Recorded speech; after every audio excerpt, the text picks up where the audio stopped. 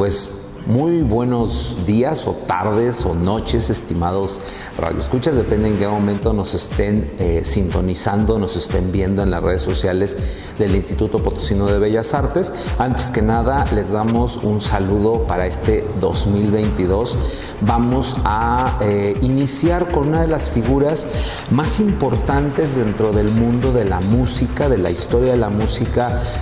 romántica reciente, y me refiero al chelista y pedagogo, compositor también, Carlo Alfredo Piatti, que este año hubiese sido bicentenario. Estamos recordándolo por 200 años de su nacimiento, y por supuesto que muchas escuelas de música, muchos lugares dedicados a la producción musical han estado enfocados de alguna manera al trabajo de este personaje, que si bien quizás su figura histórica se diluye un tanto cuanto, no su figura como compositor y de alguna manera como pedagogo, porque el trabajo musical que va a dejar Piatti es básico para el estudio del violonchelo, para el estudio superior del violonchelo. Vamos a ir viendo una serie de imágenes, nos van a ir acompañando una serie de imágenes que nos permitirán tener una visión muy global de la vida, del movimiento cronológico de Alfredo Piatti. La primera imagen que nos está acompañando es una vista general de la ciudad de Bérgamo, en Italia, esta ciudad donde Piatti va a nacer en el seno de una familia de músicos, pero aquí me gustaría enfatizar dos cosas. En primer lugar, Bérgamo es una ciudad que ha dado una gran cantidad de músicos. Tenemos ahí al gran Gaetano Donizetti, uno de los grandes compositores de ópera. Ahí va a terminar sus días Giacomo Simone Meyer, un importante compositor de óperas también germano, que será maestro de Donizetti, que creará toda una escuela muy importante de música, de composición en esa región. Y como un dato muy curioso, la familia Piatti va a vivir en la parte vieja de esta ciudad, que es la parte mucho más antigua de la fundación de Roma, unas 3 o 4 casas después de donde va a haber nacido Gaetano Donizetti, es decir, van a ser vecinos de alguna manera, aunque claro, los separan pues más de 25 años de vida, pero aún con ello hay una memoria en torno a esto. La familia Piatti, insisto, era una familia de músicos, al menos tenemos noticias desde el abuelo ya se dedicaba a algún tipo de cuestión musical, pero en esos años también era muy común, sobre todo en Italia, que la gente que se dedicaba a la música de manera semiprofesional, vamos a decirlo, que trabajaban para una orquesta o que en algunos casos incluso daban clase, pero tenían otro oficio. Solían tener los oficios comunes de la época: zapatero, herrero, carpintero, etcétera, y a la par de ello hacer música. Él quiere estudiar un instrumento diferente al que se dedica su familia. Su familia básicamente toca el órgano y el violín, y esto va a propiciar que una de las familias más importantes de la ciudad le permitan utilizar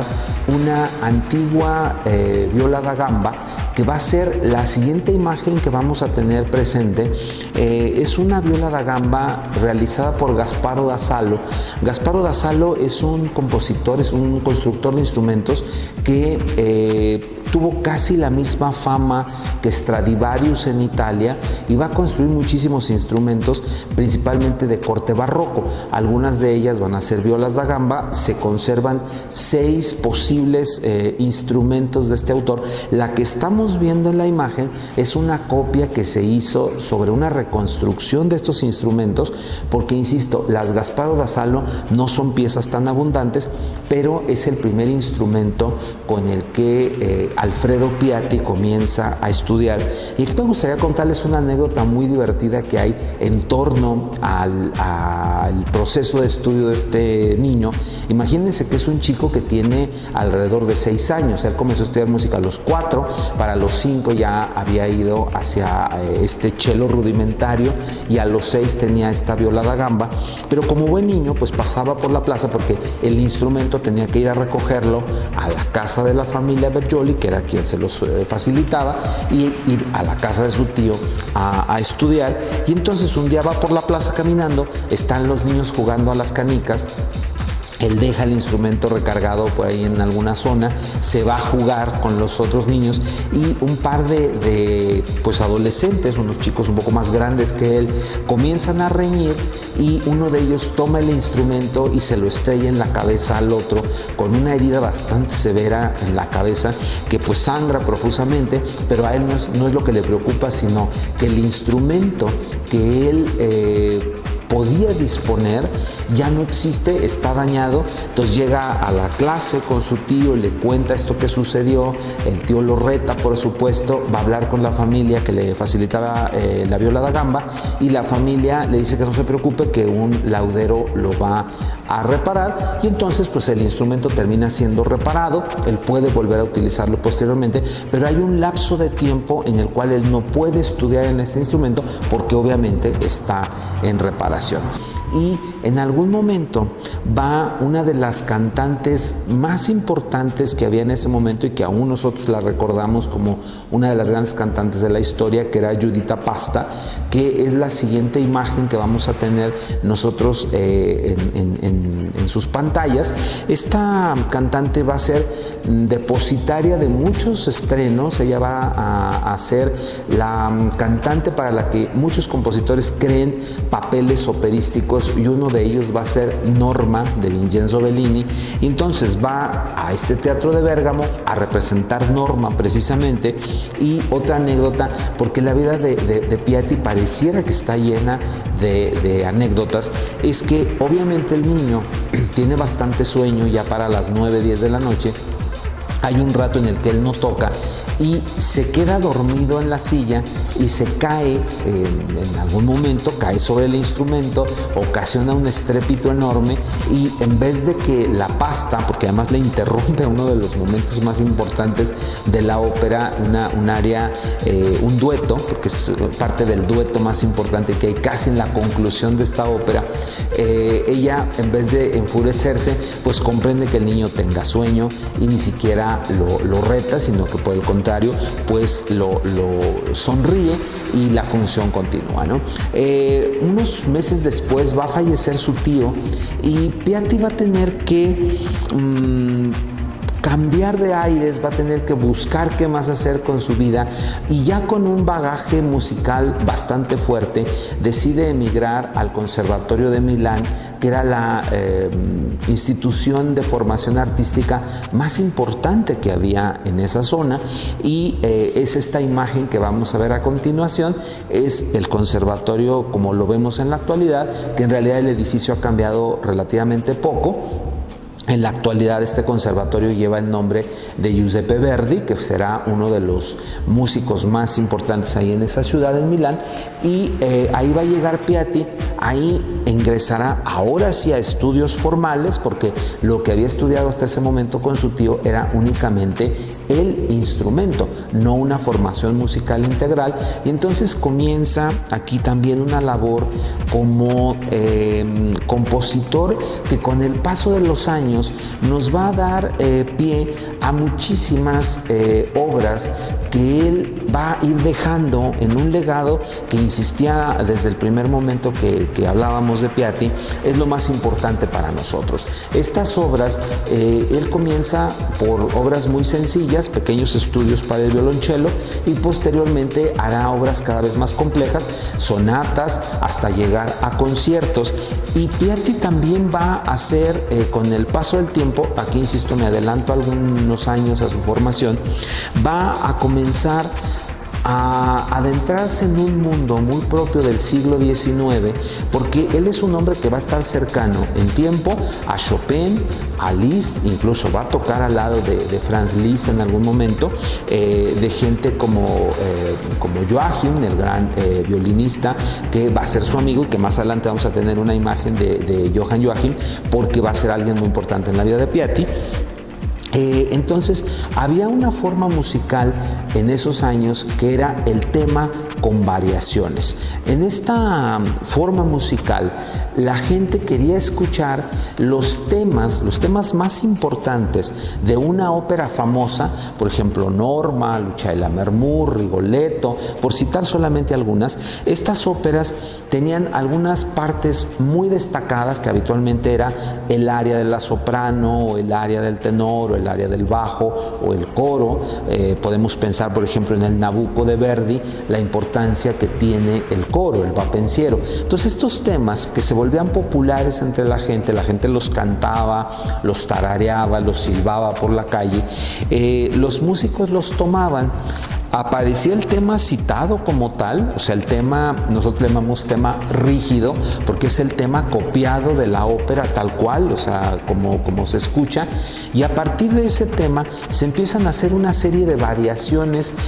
canónicas, como le llamamos también en música. Estas variaciones es mover el tema, mover la música hacia los grados siguientes. Por ejemplo, si yo tengo un do, lo convierto en un re, entonces hice una variación a la segunda. Si lo muevo al mi, que sería la siguiente nota, hice una variación a la tercera. Y si lo muevo al fa, sería una variación a la cuarta. Si lo muevo al sol, sería a la quinta, sucesivamente, ¿no? Entonces esta serie de variaciones pues tenían que tener un gusto armónico, porque tenían que ser gustosas para la gente, que no se perdiera el tema, pero que a la vez demostraras qué tan buen compositor eras, y en este caso qué tan buen ejecutante eras, ¿no? Como en el piano, en el violín o en el cello, en el caso de Piatti, podías tocar estas músicas, podías acercarte a ellas con una mejor forma, o con una explosión de inventiva. Era lo que se buscaba aquí, ¿no? Que la gente estuviera atenta, porque también recordemos una cosa: nosotros ahora de alguna manera hemos sacralizado la música de concierto. Vamos a una sala específica, un teatro habitualmente, a donde estamos en silencio escuchando la música, la interpretación del artista, etcétera, etcétera. Pero en aquel momento las cosas no eran así. La gente pagaba un boleto por ver un show más que otra cosa. Tras concluir los estudios, Piatti va a empezar una vida como virtuoso que lo va a llevar por casi toda Europa, va a viajar por diferentes países, pero muy pronto se va a acostumbrar a ir a Inglaterra, un país que encontró él fabuloso, encontró un ambiente musical muy rico, y así lo era en ese momento. La mayoría de los nobles tenían lo que se llamaban salones, y en esos salones se hacía música habitualmente. Entonces estos nobles convocaban a sus amigos, se les cobraba un boleto, y de ese boleto, de ese costo de los boletos, se le pagaba una cantidad importante a los músicos. Entonces muchos músicos querían ir a Inglaterra precisamente por esa circunstancia, porque la música era muy bien pagada, porque la música ahí tenía todo este proceso de ser valorada de una manera diferente a como lo era en Italia o en España en esos momentos. Inglaterra va, creo que, a cimentar lo que ahora nosotros llamaríamos estrellas de alguna manera, ¿no? Que eran estas gentes a las que, insisto, ya se les pagaba un boleto para verlos. En uno de estos viajes,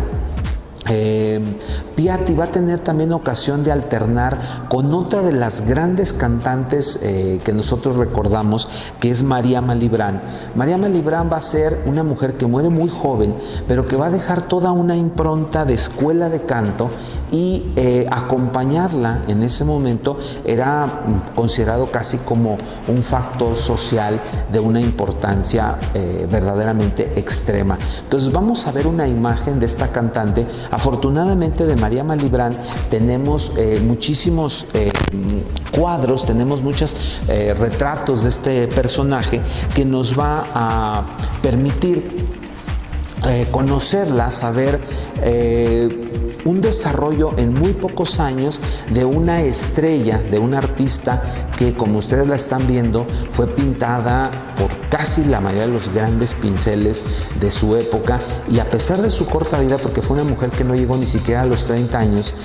muere en un accidente de caballo. Bueno, tras un accidente de caballo,